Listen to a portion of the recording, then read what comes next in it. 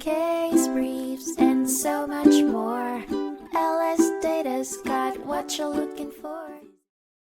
In 1965, the United States Court of Appeals for the First Circuit heard the case of Fall River Gas Appliance Company versus Commissioner of Internal Revenue, which centered on the classification of certain business expenses. The case questioned whether expenses providing lasting advantages to taxpayers should be considered capital expenses, depreciated over time, or ordinary business expenses, deducted during the year of expenditure. Fall River Gas Appliance Company, a subsidiary of Fall River Gas Company, leased and installed gas appliances in customers' homes for one-year periods, incurring installation costs for each item.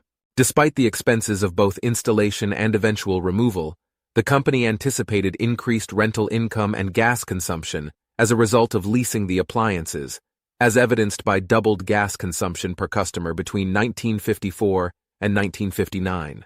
The taxpayers sought a review of a tax court decision which ruled that these expenditures must be capitalized and depreciated over 12 years, rather than immediately deducted as ordinary business expenses.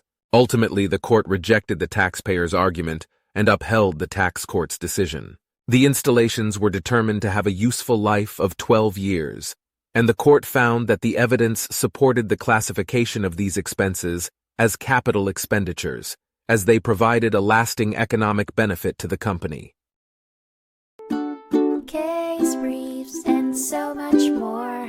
LSData's got what you're looking for. Visit lsd.law, elevate your mind.